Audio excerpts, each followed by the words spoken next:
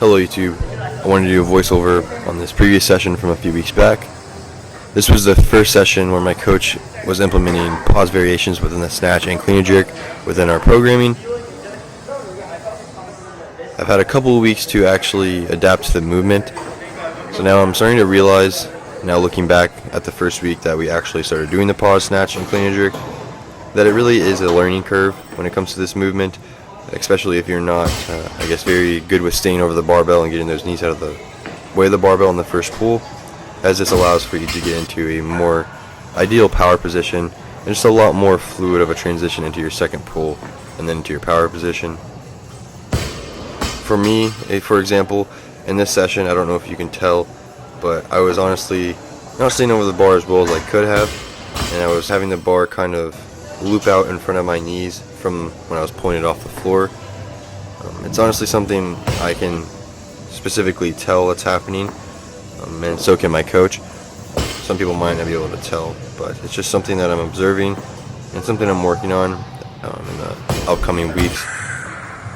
As you can see here, Klokov, he literally has his shoulders all the way over the bar and his shins are near vertical, and this just allows for a nice transition into that second pull onto your power position, allowing you to execute as much power into that barbell vertically, which at the end of the day is going to help you lift the most weight. As the weights increase throughout the session, I do feel as if I was becoming more efficient with the pause variation, just because towards the end of the session, when I was doing my top singles, I was able to somewhat learn. Like I said, it was kind of a learning curve for me. I was just attempting to get my shoulders over the bar. I don't feel as if my knees were getting out of the way as well as I could have, but that's just something we'll be working on within the next couple weeks. But I will also be implementing these pause variations in both of the lifts. As you can see, I was able to keep my shoulders over, but just it looks as if my knees were still kind of not as vertical as they could be.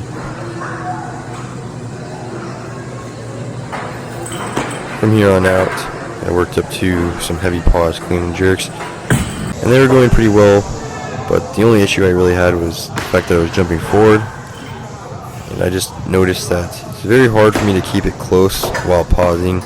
I'm assuming it's just part of the process of learning this specific variation, and over the next couple weeks I should be getting more efficient with that transition into that power position.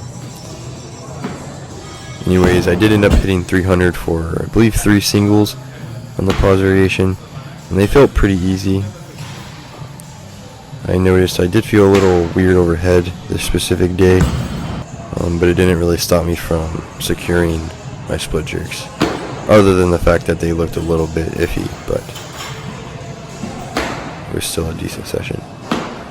Anyways, from here on out, I worked up to some clean pulls. I believe I did 3 sets of 2 at 310, and then from here on out I did, I believe, 4 sets of 3 on the front squat, working up to 325 for a triple, which is 10 pounds below my all-time best triple.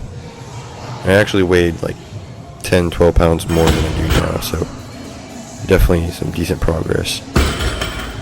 I don't want to forget to mention, I did also do some dumbbell rows as well as some machine rows, just to get some back accessories in.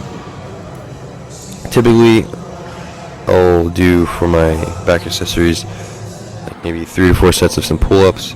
Then I'll go into some rows, whether that's dumbbell row or a barbell row, just depending on how I'm feeling that specific day. But I do believe barbell rows are more beneficial for Olympic lifters. But sometimes when my back's a little sore, or I'm not feeling as comfortable with my lower back, I'll tend to do the dumbbell rows, just because there's more support and stability that doesn't come from my lower back. And then other than that, sometimes I will add in, as I did here, a machine row or something like that. Anyways, from here on out, I'm going to let you guys watch the rest of the video, just watching the rest of the lift, and I'll see you in the next session.